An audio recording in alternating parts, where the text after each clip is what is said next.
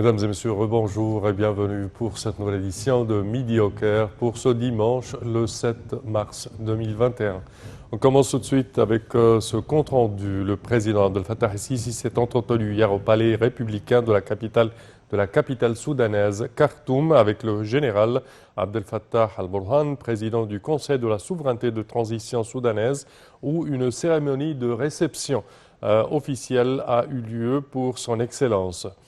Le chef de l'État et le président du Conseil de la souveraineté soudanaise ont tenu une séance d'entretien suivie par des pourparlers élargis entre les délégations des deux pays. Et pour plus de détails, voici un compte-rendu.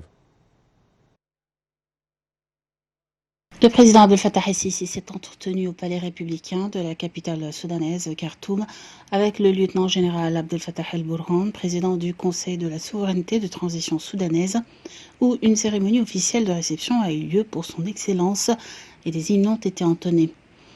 Le président el-Sisi et le président du Conseil de la souveraineté soudanaise ont tenu une seule session de pourparlers, suivie d'une session élargie qui a inclus les délégations des deux pays. El-Burhan a déclaré que les dirigeants, le gouvernement et le peuple soudanais se félicitaient de la visite du président Abdel Fattah el-Sisi, soulignant les relations égypto-soudanaises distinguées.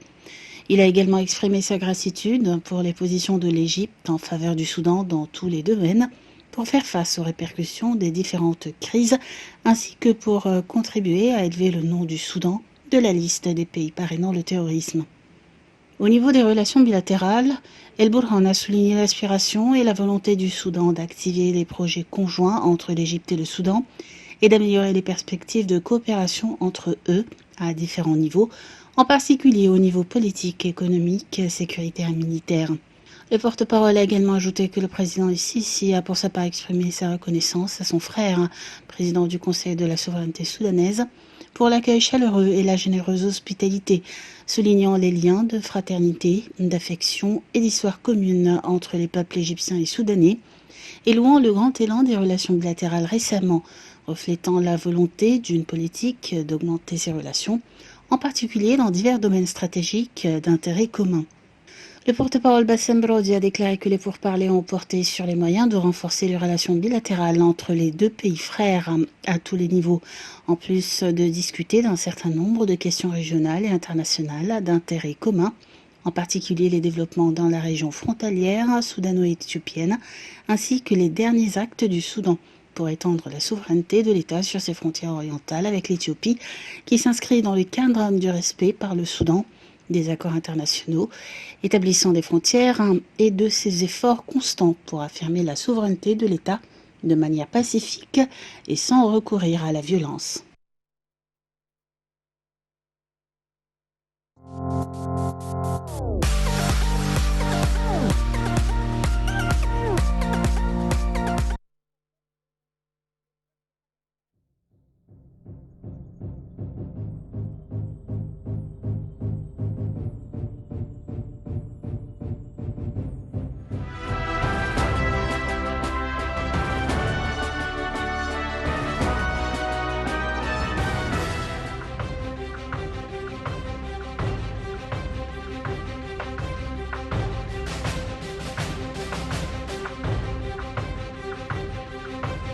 نحن لدينا مصير مشترك.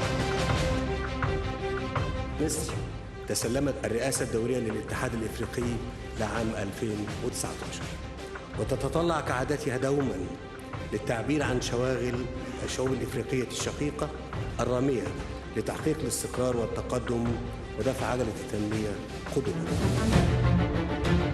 إذا كنتم ترغبون في تغيير وجه القارة الأفريقية فالاتحاد الإفريقي كقيادة تستطيع أن تعمل وتدرس بشكل مركزي لمشروع عملاق لبناء بنية أساسية على مستوى القارة. أنا أتصور أن الأمن والاستقرار استثمار. إذا لم تستقر هذه القارة والأمن فيها بمعدلاته عالية، هذا الأمر سينعكس بالسلب علينا كلنا.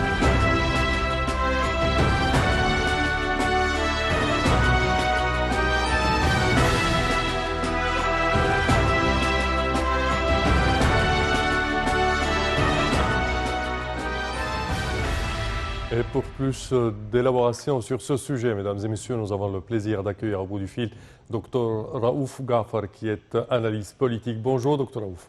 Bonjour. Alors, comment voyez-vous cette visite du président Abdel Fattah el-Sisi au Soudan, surtout avec les tractations de part et d'autre dans le dossier du barrage éthiopien d'une part et d'autre part des relations un tout petit peu tendues à présent entre l'Éthiopie et le Soudan? Bon, premièrement, c'est une visite extrêmement importante. Ça va marquer un début complètement différent sur le plan solidarité et disons, intégration entre les deux pays. Les deux chefs d'État hier étaient très clairs en disant que nous allons renforcer les relations sur le plan politique, sur le plan économique, sur le plan sécurité, sur le plan militaire, c'est-à-dire dans tous les domaines, sans exception.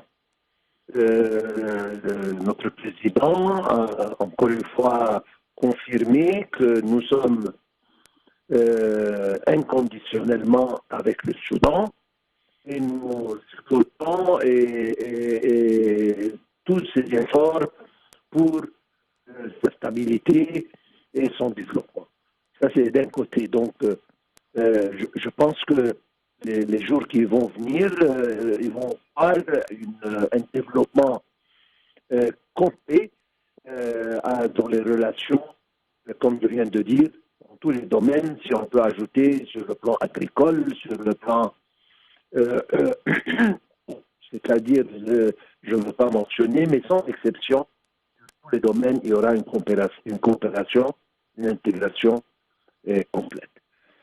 D'autre part, comme vous l'avez dit, l'Égypte et le Soudan, ils ont refusé catégoriquement la politique du fait accompli que l'Éthiopie essaie de placé sur terre. C'est complètement rejeté et on doit absolument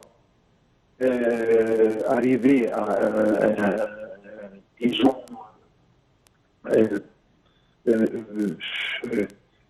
une entente, un accord définitif sur le plan barrage de renaissance, c'est-à-dire pas de remplissage, sans accord et sans acceptation de trois pays, tout en gardant l'intérêt des trois pays. Donc, un mouvement unilatéral est complètement refusé et rejeté. Ils ont confirmé, encore une fois, que l'intervention de l'Union européenne, des États-Unis, des Nations unies, avec l'Union africaine, dans les négociations qui éventuellement vont aboutir à cet accord, c'est une chose importante et ça doit prendre lieu très très prochainement. Avant justement le remplissage qui est, disons, prévu pour d'ici 3 mois ou 4 mois. Oui. Certainement, dans l'autre point de vue, l'agression des forces éthiopiennes sur les frontières avec le Soudan, encore une fois, c'est complètement rejeté, c'est complètement inacceptable. Certes. Que le Soudan a toute la liberté de prendre les mesures qu'il voit pour se défendre. Parfait, Dr Raouf Ghafar, nous tenons à vous remercier de vos explications. Merci à vous. Et nous enchaînons, chers téléspectateurs, avec cette information. Le Premier ministre, Dr Moustapha Madbouli, a entamé hier une tournée dans le gouvernorat de Monofeya, au sud de l'Égypte, afin de suivre l'avancement des projets de développement et de services en cours de construction. Ces projets de développement s'inscrivent dans le cadre de l'initiative Une vie décente ou Haya Karima, lancée par le président Abdel Fattah el-Sisi afin d'améliorer les conditions de vie dans toutes les provinces à travers la République et y optimiser tous les services fournis aux citoyens. Dr Madbouli a notamment inspecté les projets d'assainissement et d'éducation en gaz naturel dans les différents villages dans la province de Mounofeya. Dr Madbouli a également visité une exposition d'œuvres artisanales organisée sous le parrainage du gouvernorat. Le Premier ministre a enjoint aux responsables de fournir le soutien technique qui est nécessaire aux artisans et d'élaborer des programmes de formation à leur profit et de les aider à commercialiser leurs produits à travers l'organisation périodique d'expositions pour exposer leur production. Et nous enchaînons avec cette information. L'Égypte a vivement condamné la poursuite des attaques terroristes menées par les Houthis contre l'Arabie saoudite. La dernière en date étant le tir d'un missile balistique et un nombre de drones piégés en direction du sud qui ont été interceptés par les forces de la coalition de soutien à la légitimité au Yémen. Dans un communiqué publié par le ministère des Affaires étrangères, l'Égypte a réitéré son refus total de ces actes terroristes lâches qui prennent comme cible des zones civiles et qui constituent une violation flagrante des droits internationaux et une menace directe pour la sécurité et la stabilité régionale. L'Égypte a en outre réaffirmé sa position constante de soutien à l'Arabie saoudite et de liens indissociables entre la sécurité et la stabilité des deux pays. Et le ministère égyptien de la Santé a annoncé hier que 432 personnes rétablies du coronavirus avaient quitté les hôpitaux de confinement après avoir reçu les soins médicaux nécessaires, portant le nombre total de cas guéris de la COVID-19 à 143 575 cas. Le ministère de la Santé a toutefois déclaré que 588 nouveaux cas testés positifs au coronavirus et 38 décès avaient été détectés. L'Égypte a recensé jusqu'à présent un total de 185 922 cas de contamination, dont 10 954 cas décédés.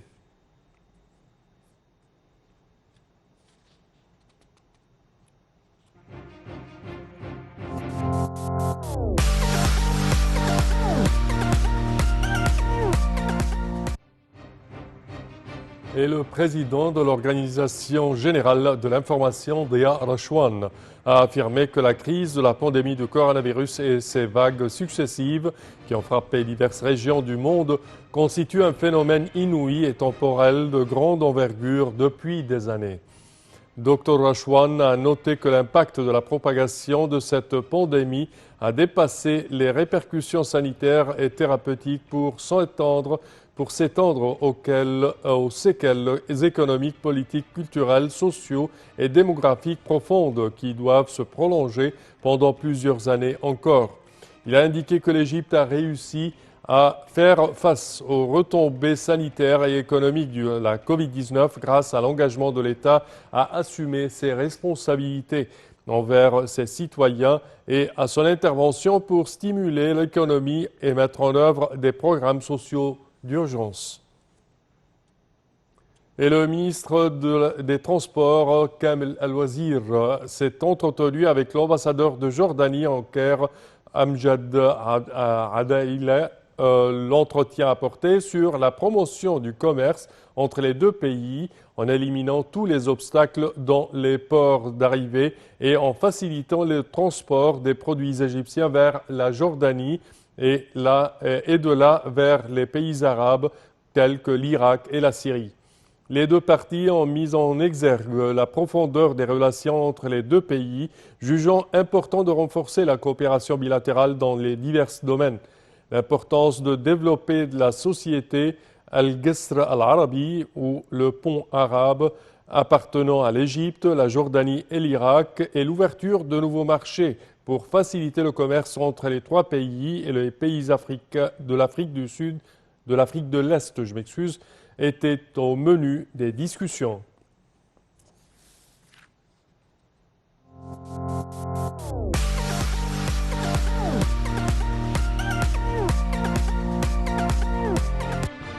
Et le ministre du Tourisme et des Antiquités, Dr Khaled Al-Anani, a inauguré deux importants projets de restauration dans la ville de Sohag, la région du temple d'Atribis à Sheikh Hamad et la nécropole de Hawawish à Akhmim.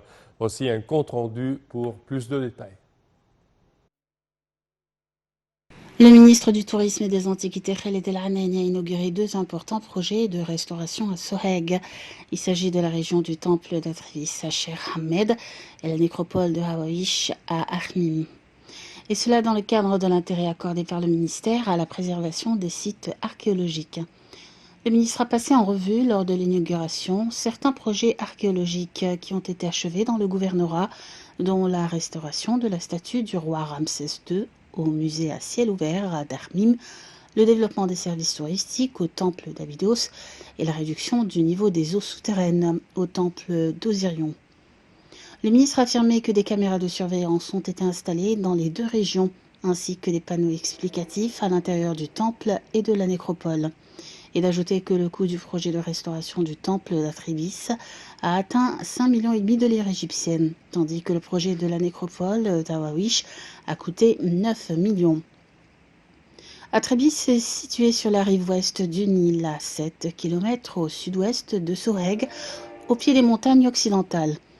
Entre les ruines et les champs de l'Est se trouve le village de Nagrachir Selim, à 500 mètres au nord, le village de Nagrachir Ahmed, et à 3 km au nord des ruines du monastère blanc copte.